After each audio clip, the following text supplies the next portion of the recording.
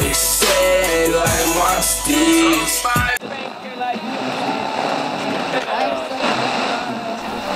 It's the real Steeze. That's what the city need to hear, man. For the culture, straight up, uncut. What's going on, people? Welcome back to the urban integration of entertainment and education, otherwise known as the Real Steeze Web Show. I'm your host, Dante, and this is episode 2, man. It's also November. We here at the Real Steeze Web Show will be down with the No Shave November movement, you know. So for the whole month of November, we will not be shaving our facial hair or no hair. We woofing out all month. It's about to get ugly.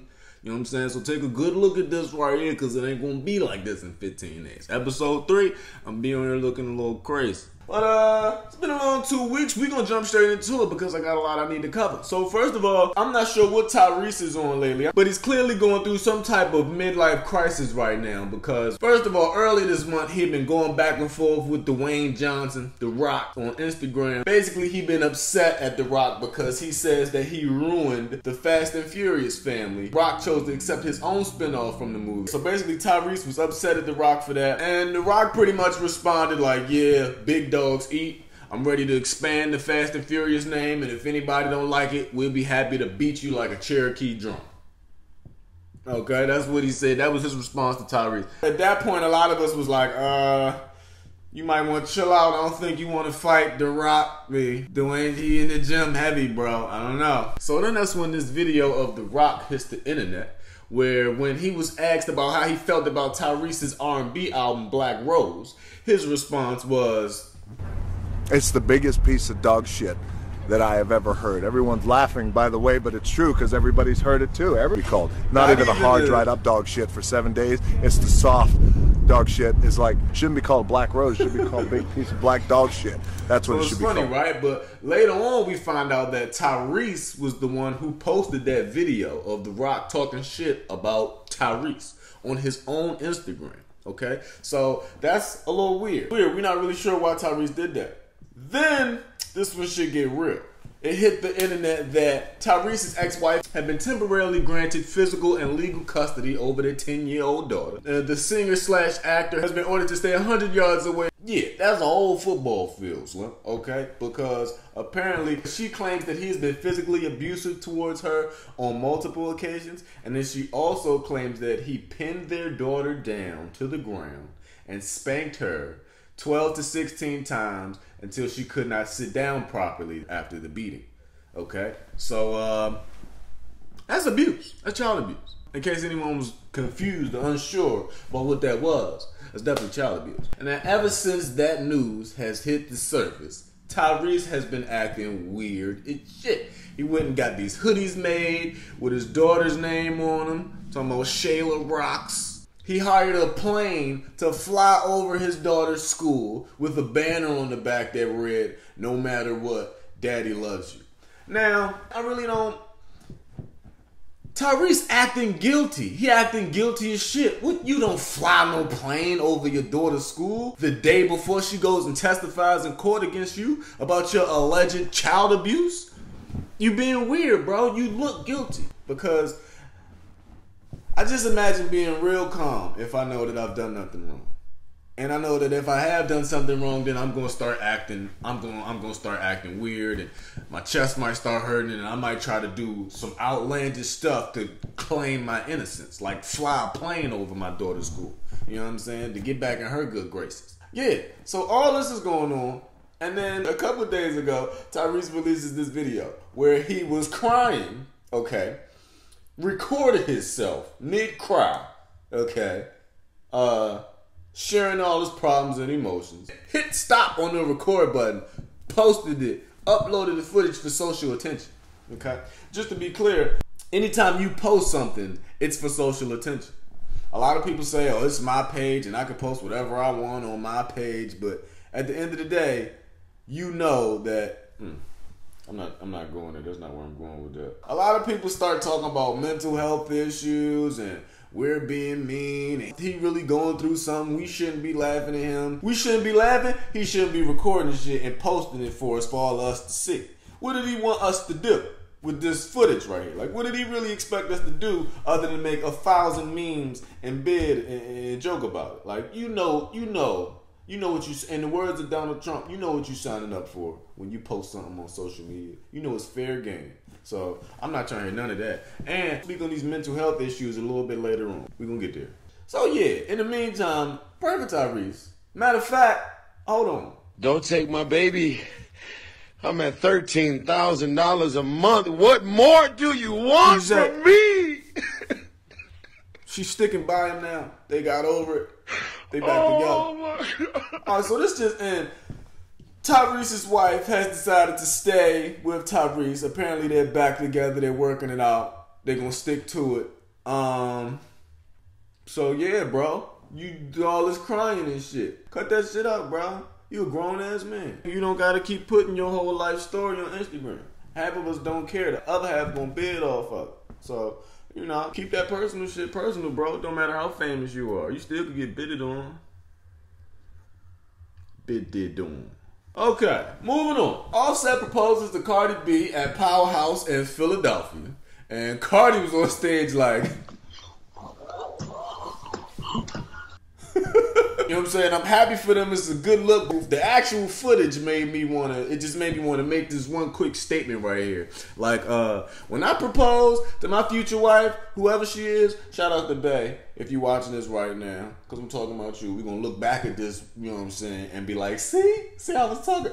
Boom, like I was saying though, when I propose to you, I need to hear you say yes loud and clear, okay? You can get all hype and do the hyperventilating and oh my God, but when you calm down, I need you to go yes, okay? Offset proposed on stage in front of all them people, and you know what I'm saying? I really needed Cardi to pick the mic up and go yes, forever. Okay, she was supposed to give me some type of verbal confirmation. I'm sure she said yes loud enough for Offset to hear it, but nah. You fuck around, be 4 months down the road and she hit you with some shit like, nigga, I ain't even say yes. For real. You just put the ring on my finger. Did you hear me say yes? I ain't say yes. We're gonna avoid all those potential discrepancies. They a good look, but honestly, do I think they really in love? No. Especially in this music industry, a lot of people do things and get involved in situations because of the status. Because it looks good on camera or because it looks good in public. This is the whole Steeze behind why. Because just 3 weeks ago, Cardi B broke up with Offset. Publicly, Instagram posts, middle fingers up, captions like, bye nigga, single. Broke up with him the same day her ex-boyfriend gets out of jail. So... what the fuck was that about? What, you needed to be single for a day? Go see your man in the Bronx somewhere? Now you back with Offset again? I didn't like that. I didn't like how that went down. It was suspicious, okay? then Offset proposes after that weird shit. So they a good look, but the foundation is weak. That's why a lot of y'all relationships is faulty out there, okay? Because the foundation weak. You look good. It look good on camera, but... ain't no substance. You know what I'm saying? I don't know. I hope it don't. I really wish them the best, but realistically looking at the situation, they're a good look with a weak foundation. Just like majority of these relationships out there. But that's another episode. So, in addition to getting married, Cardi B has also been chosen to grace the cover of Rolling Stones magazine. Cardi B can now add that to her list of accomplishments. Yeah, just wanted to remind you that you just might be a hater if that doesn't make you proud. Moving on. Kevin Spacey. Kevin Spacey had his show pulled off of Netflix because everybody and their mama has made some sort of sexual harassment allegation against this man. Anthony Rapp said he grabbed his ass, and then 8 other more people that has worked with him on the set of House of Cards have come forward and spoke out about this man's behavior on the set. Fuck you got going on, Kevin Spacey? What you on, bro? I don't know what you on, but you need to get off that shit, bro. So yeah, he's currently seeking treatment, and Netflix has pulled the show indefinitely. The show's called House of Cards. Yeah, so his character on the show is the President of the United States. And other employees on the show say that he turned the set into a toxic environment. You know what I'm saying? His energy just created this toxic environment on the set now. And then I just put everything all in perspective when I was thinking about it, like, can you imagine a president turning an environment into a toxic one and having multiple sexual allegations made against him? No. You know, there's no way a real American government would allow such filth in the White House in real life, right? Right? Because America, because you gotta love it. You gotta love it. Okay, so check this out. I graduated from the first HBCU in the world, all right? That's Lincoln University, 1854, first HBCU for sure, nigga, all right? Okay, so me and the rest of that campus, we were under the impression that our student body was inclusive of a one Dr. Dre's son or stepson. I get this confused. I don't know if he was supposed to be, if he was telling us, I don't know if he was the son or the stepson, but we were all under the impression that we went to school with Dr. Dre's son. He told everyone on campus that he met that he was Dr. Dre's son. Okay, now I love my alma mater. I love Lincoln and all of his history just as much as the next man. But if I'm worth $800 million, I'm not sending my son to Lincoln University in Oxford, Pennsylvania, in Amish country, and your father's supposed to be one of the richest producers in LA. He sent you all the way over here in a Maserati sedan? We let no questions asked. He made it all the way to graduation, man. He pulled it off, all right? Get on the gram the other day. On the shade room, this motherfucker not even Dr. Dre's son, y'all. Dr. Dre post on the gram like, yo, nigga been saying he my son. He's a complete fake. That's totally false. Do not believe him. Everybody up Lincoln is like, swear to God, that's not your son. Hey, LU fool was never valid, young. He was never legit. He was fraud and heavy. Fraud and heavy the whole time on campus telling everybody he's Dr. Dre's son. I mean, I just want to say, you got to be proud of who you are, man. You got to be proud of the person that God made you to be. You got to be proud of the life that God gave you, man. Because one, everything you do in the dark eventually is going to come to the light. Two, you're limiting yourself from your true potential, trying to be something that God doesn't have planned for you. Like, I don't know what possessed people to fake the funk that heavy. Like, that wasn't even catfishing, right? Like, boy, this swordfish shit lied about his parents. Like, who's lying about the parents? Your real mom and dad must be on some shit. Like, I don't know, man. We disappointed in you, bro. We disappointed in you. We was rooting for you. I was rooting for you. We were all rooting for you. How dare you? Okay? Shit. That's what happened. Now you already know we gotta get into what really matters, okay? Because there's a difference. There's a difference between what's going on and what really matters. And that's what I'm here for. I'm here to help y'all differentiate the differences. Alright? So, first off, Papa John's Pizza is canceled, okay? The owner of Papa John's released a statement earlier where he's saying that the pizza sales have been going down because the NFL has not done anything about the players taking a knee during the anthem for racism. First of all, Mr. John, your pizza nasty as fuck. Alright? Okay? The crust got an Amazon warehouse cardboard box aftertaste to it. And Plies say, that nasty ass motherfucking sauce y'all got on that pizza. Oh, nasty ass motherfucking sauce. Medicine sauce. I call it the medicine sauce. Plies say y'all got medicine sauce on top of the shit, man. So we ain't gonna grind y'all up for real, because we see what y'all doing. It's typical white man blaming a group of African Americans for his problems, you know, instead of looking at his own company and trying to figure out who been switching out the pizza dough with sandpaper, okay? Because that's clearly what's going on to y'all. Don't look at the NFL players, all right? You need to figure out who been switching out the tomato sauce with a Robitussin or something, okay? Shit is trifling. That shit y'all whipping up in the back of them Papa John's is not right, okay? That's why the sales is down. Taking a knee every time the Papa John's, man, come through the block. And I hope these players keep taking the knee, because they're silent, these racist business owners and these team owners who, they don't like seeing minorities and black people standing up for themselves. Like the owner of the Houston Texans came out and made this statement in regards to the NFL players taking a knee during the anthem, and he said, we can't have the inmates trying to run the prison. Okay? Now, who we talking about? Who we talking to, y'all? What prison? Okay? He said that shit, and I was like,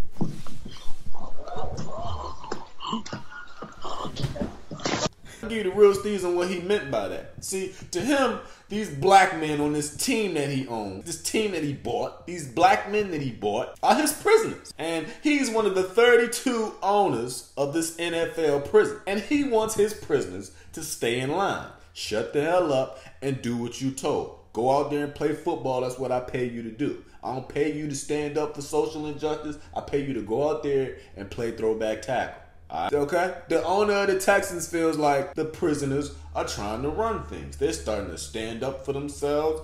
Next thing you know, they're going to be running the prison. We can't have the inmates running the NFL penitentiary. So, you know, y'all keep enjoying that football. Y'all keep enjoying that NFL y'all been watching all season, all right? This EMP attack, okay? This alleged, let me stop slouching because that's unprofessional. Now, this alleged potential EMP attack from North Korea had us all shook up, right? When we found out what it was, okay? So, what do EMP stand for, y'all? I don't know. I should have got that information when I was writing it down. I'll probably pop it up on the screen or some captions or something because that's the good thing about post-production. But, so, allegedly, potentially, there's been reports about North Korea, Kim Jong-un, planning on launching this EMP attack. Now, apparently it's some type of projectile that when it reaches our vicinity, you know what I'm saying, some type of electromagnetic attack shuts down our power grid. Like 90% of the country, black, no electricity, everything gone, okay? This is false. What is scheduled to take place between the 4th and the 6th of November is this. And I don't have all this information memorized because it's a lot of shit, but I got my brother from another mother right here, and he's going to break it all down to you in less than 60 seconds, okay? This is what's really potentially going down between November 4th and November 6th. Okay. This is your brother, Brother Reza Islam here. I have been sent the video dealing with the Department of Defense's EMP drill, which is going to be conducted between November the 4th and November the 6th. It will not shut down all of America's communication systems. It will be conducted by the National Association for Amateur Radio, which is a part of the American Radio Relay League. And it's a drill that they're going to run, which is what they're saying. They're going to run a drill. The system will simulate that an EMP has been sent out and to see how the people will respond, but it will not shut down all of the daily activities or the daily technology, cell phones, computers, or what have you. So that is information so far. Assalamu alaikum. That eased my soul a whole lot because all I was thinking about when I was reading that was, how the fuck I'm gonna upload this episode if all the lights is out? And if all the electricity down, how I'm gonna charge my phone up? Who I'm gonna call and talk to about the planes? Is the planes just gonna fall out the sky? And like, what about the control center and the communications tower? And like, you know what I'm saying? What about the people who need some type of electricity to live? What's gonna happen to them? I heard all that shit. I was like,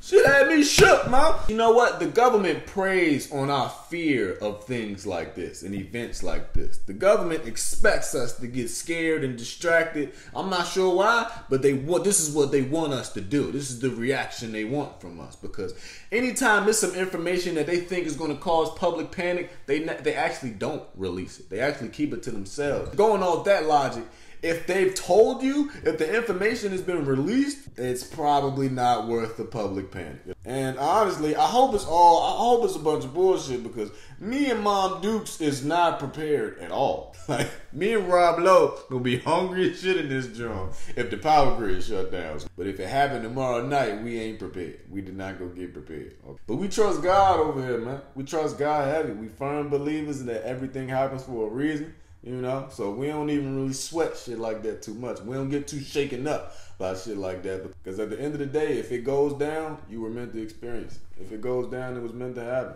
So, you know, brace yourselves. We're going to see what it's hitting on. That's what really mattered.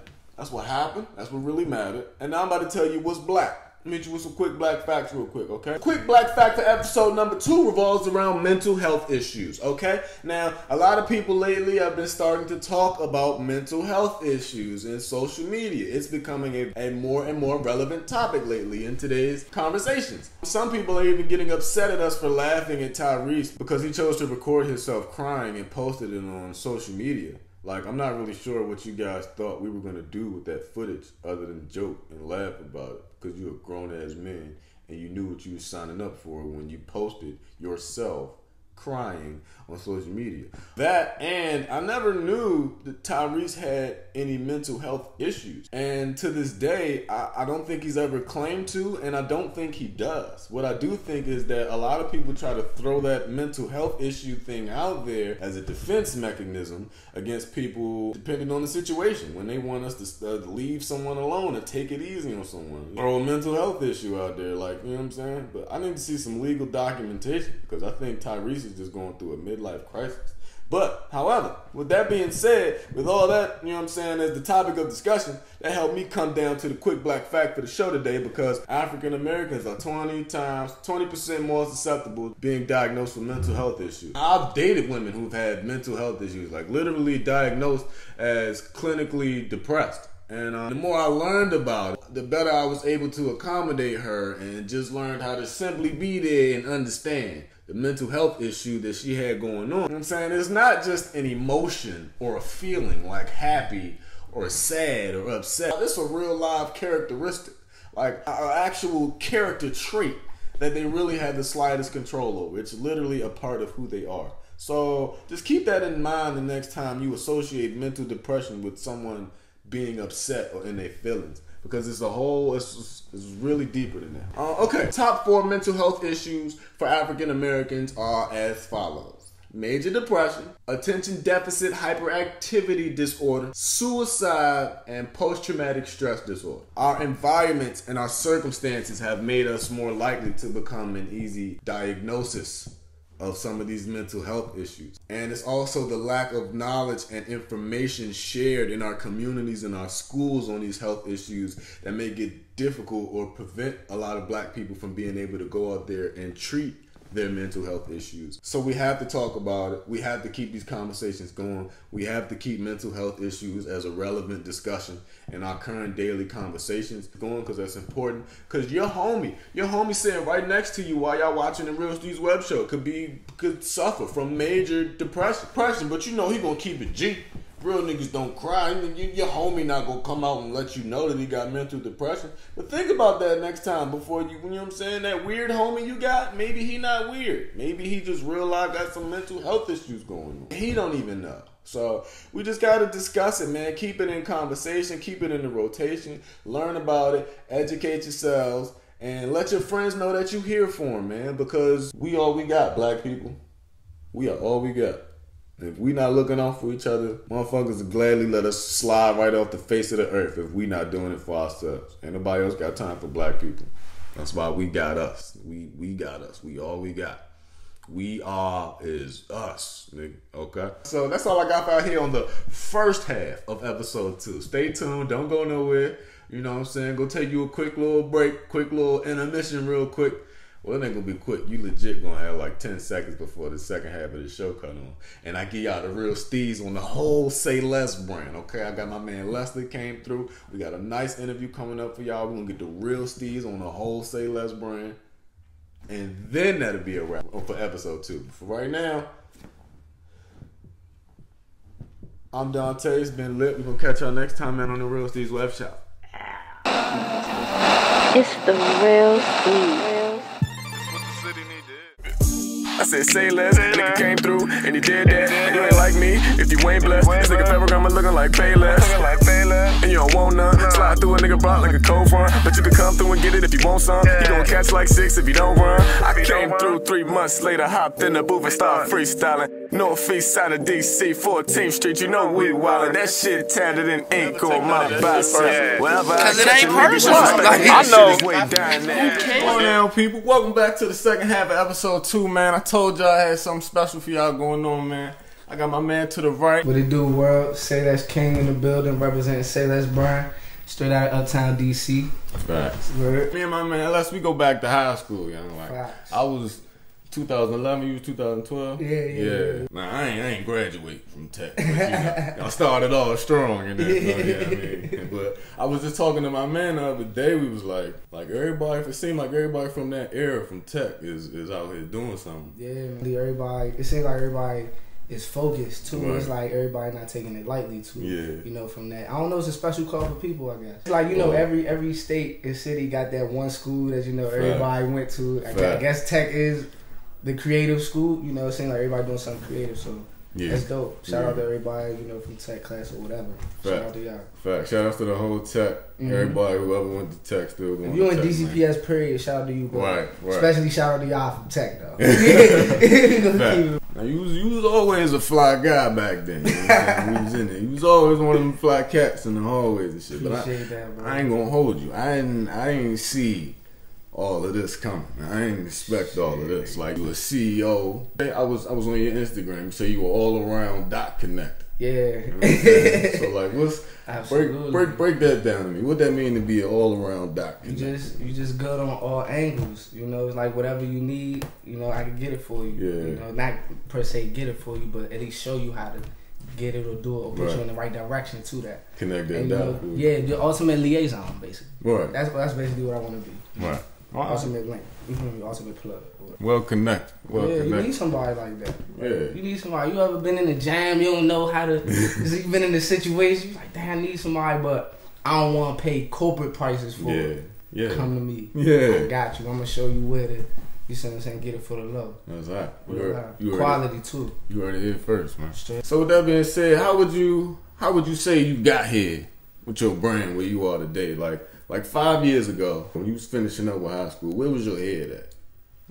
In regards to where you are right now. I mean, I always had a entrepreneurial spirit, so I always wanted to, you know, create something that, you know, could benefit other people, but, you know, it created its own entity, you know. So I want to say 5 years ago where I was at, well, I was on my way to college, St. Augustine, but you know, I didn't really see myself in the clothes though. Like, it's like selling clothes. That was, I don't know how I'm selling clothes. Like that's not nothing that I ever really seen for myself. But when it got to a point where I couldn't go back to school, you know, where you know, financial aid or whatever, you know, everybody had you know, the discrepancies. Yeah, you know, stuff happens. So after that, I'm at home. I'm sick. I'm like, I don't know what I'm about to do. I'm about to get a job. I'm not about to just, you know, be regular out here. Like, nah, like.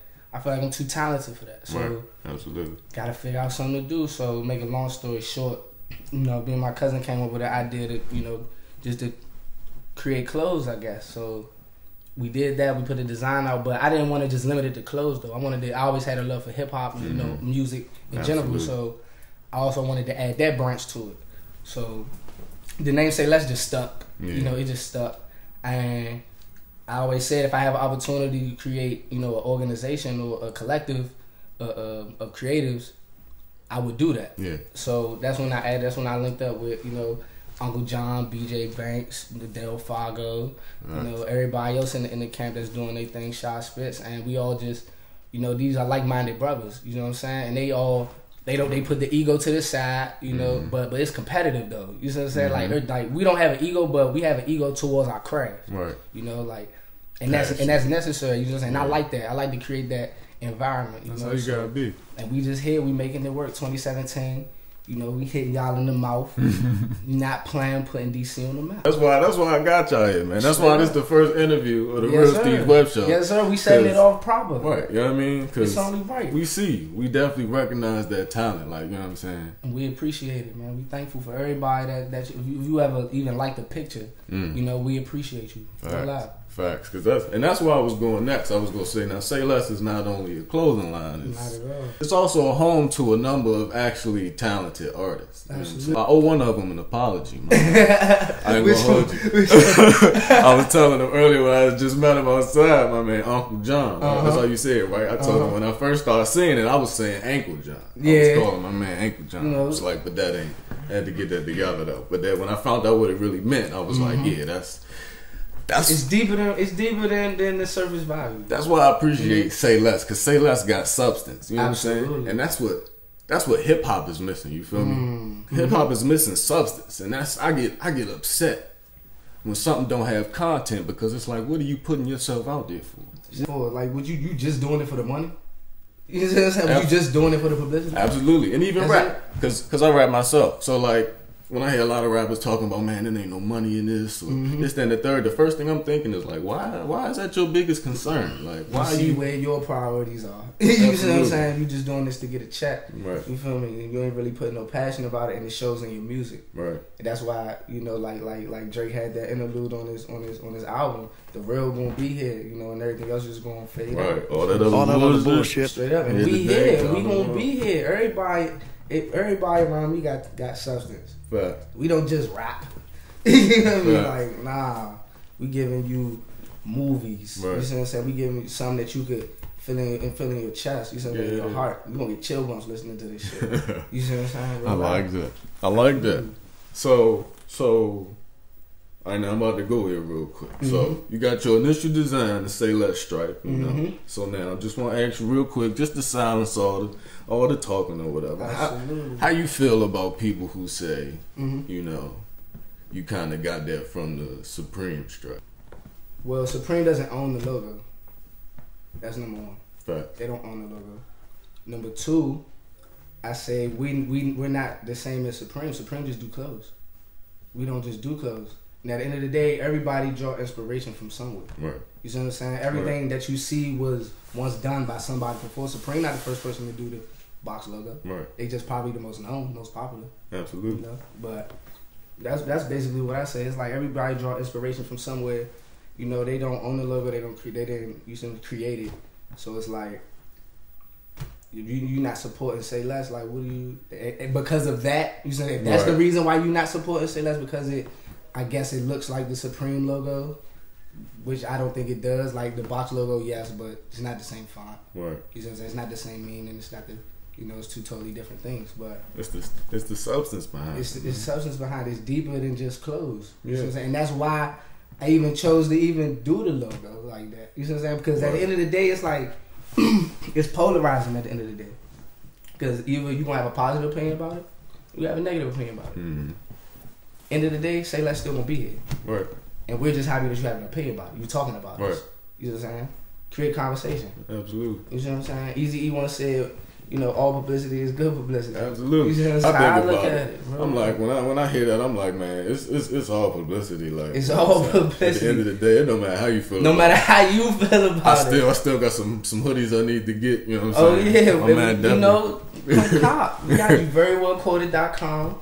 You know, my man hooked me up with a whole situation. I had to. I felt like I was running late. You know, I felt like I was running late. I had to. I can't show empty-handed and late. You know, it's bad. It's all Mother raised me better than that. It's all so how did you end up saying "say less"? Like, was it a slogan first, or was it okay? We got this clothing line.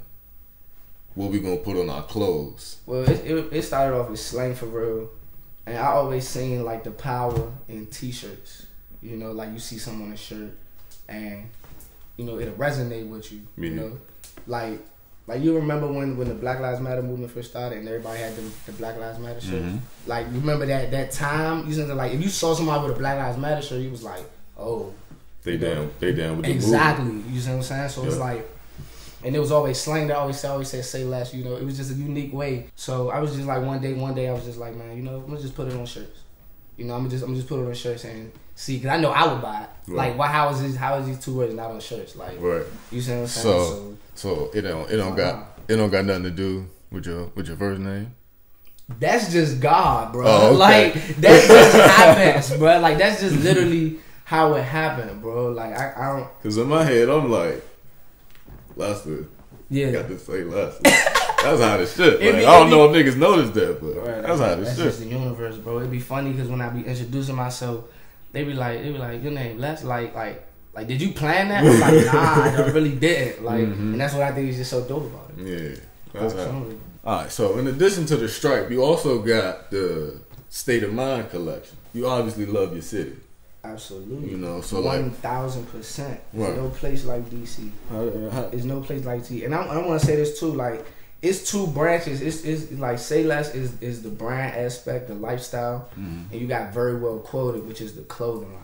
And that's why I'm coming out with other pieces. Like State of Mind, niggas was like, oh yeah, you just got Sayless. That's it. Like trying to box us in and shit. Like we just do one thing. Like nah. State of Mind for the city. You see what I'm saying? And you gonna have to. really stand by where you from. Right. You know Don't stop asking me if I'm gonna do a Maryland one. No. Stop asking me if I'm gonna do a Virginia one. No. You got something else planned for y'all. But this for the city right here. You gotta start here, and then we'll get to y'all. We're gonna get to y'all later. Absolutely. I can dig that though. That's hot. All right, so I want to ask you how you feel about the pop-up shop culture here in the city. Like, cause to me it seemed like, and I don't know, maybe you know. Maybe I wasn't around where I should have been at. Maybe I was in the wrong places. But the pop-up shops wasn't as heavy 5 years ago. Not you know what I'm saying? Like it's to the point where like if you sell clothes, you need to be doing a pop-up shop somewhere. Absolutely. So like how do you feel about that being a necessity? Or how effective that is? How effective the pop-up shops are? It really depends on your brand and your marketing. Because you got some people that do pop-up shops every week. You got some people that do pop-up shops, you know, once a month. Yeah. You got some people that do pop-up shops just every summer. You know, like it just depends on your brand. But I feel like it's dope for the city. Yeah. It give people something to do. You see what I'm saying? Come check out some dope stuff. Actually touch the people. You know, it's great to network and stuff like that. But you gotta be strategic when you're doing pop-up shops because, you know, like to keep it 1,000. People still look at it as a hustle, you know. Yeah. People still look at it as a hustle. They gonna hit your head for a vending fee, and I be like, I have a table, so like not trying to say what am I paying for, but I have a table, right? You know, like I can set up shop. You see what I'm saying? Wherever, you see what I'm saying. So it's like when you handling a business like that, you really gotta come correct and really like. I feel like.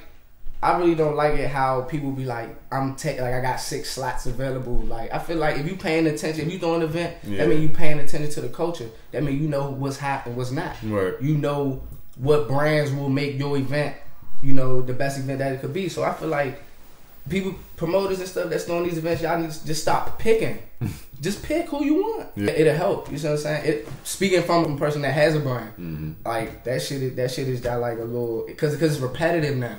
It's like everybody that got an event. It's like lowering the value of events a little bit. Yeah. You know, so I'm like, if you, it's to the point where you start seeing the same brands at every pop up every night. You know what I mean? Absolutely, and then that brings the same people. You see what I'm saying? It's like if you got one person, like it lowers the chance of a diverse crowd. Right. You know. Right. And I feel like that's what's most important. Because people want variety, man. We want options, like. Yeah, like, and I ain't saying pick the same brands over and over. Like, don't show favoritism, but show love. But show love. Right. You see what I'm saying? Like, real love. Yeah. Just show love. Yeah. Have some pride in your event. Like, so that's the main thing I wanted to ask you. Like, what's up? Because, like, this just even just how I know about Sayless. You know what I mean? Like, Twitter, Instagram, and then. I'll be on Instagram. I'll be on like a random, well, probably not random to me because I don't know them. And it'd be a videographer or something, and then they have Sayless in their bio, or a photographer over here, or a producer over here, and they got Sayless in their bio. You see Sayless Greensboro and shit. I'm like, damn, like, dude, this nigga he got a marketing team or like, so like. I see. I know I can't be the only person who's seen that. So I appreciate that you even see it. You see what I'm saying? What we're trying to do, because it's just about like, I feel like the like people like to say it's a black renaissance going on right now in the city, and I agree, but it's on a larger scale. I feel like the brands before us, like they did their thing, but they did it on a local level. Yeah, they didn't take it outside. You see what I'm saying? Outside of the city, they didn't take it to New York. They didn't take it to Cali. They didn't take it to, you know, Africa, Germany, or whatever. You see, like imagine that. Imagine if you saw Saab in Germany. You see what I'm saying? Madness in South Africa. Right. That's crazy, right? Right. That's what we gonna do now. You see what I'm saying? That's what we trying to do now. You see what I'm saying? Because like they paved the way, but I feel like now the younger our era now. I feel like we got the know-how and the finesse to do it and to carry it in a way where we don't seem corny. You see what I'm saying? Where it's authentic. You see what I'm saying? Putting the city on the way it's supposed to be put on. You know, no, it's not watered down.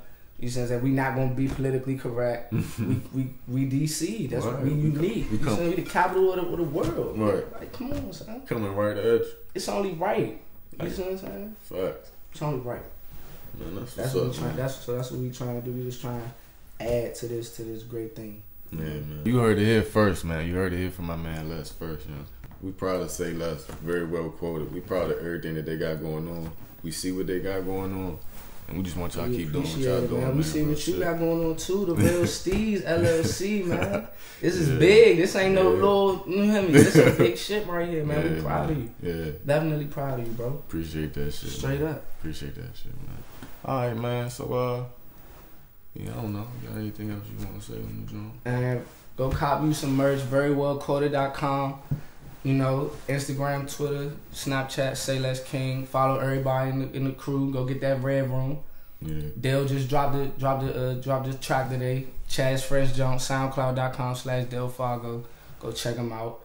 Rest in peace, STP. BJ Banks, what up? Yeah. And Shaw Spitz just had his B-Day yesterday. You know, happy B-Day to my man. Nigga Kels Castro is in the building. Nigga Issa in the building. Fat Nate in the building. Say less me in the building. Putting DC on. You heard? Shout out to Real Steve. Yeah. That's what I'm talking about. You heard all that shit here first, and I'm gonna catch y'all next time. Nigga, just keep it. I said say less, nigga came through and he did that. And you ain't like me if you ain't blessed. This nigga Fabricama looking like Payless. And you don't want none. Slide through a nigga block like a cold front. But you can come through and get it if you want some. You gon' catch like 6 if you don't run. I came through 3 months later, hopped in the booth and started freestyling. Northeast side of DC, 14th Street, you know we wildin'. That shit tatted in ink on my bicep. Wherever I catch a nigga disrespecting that shit is way down there. This that whole new kind of rap. I got niggas like, hold tight. I think this where you line at. And I understand, cause when I listen to the shit that y'all niggas saying, I ain't buying that.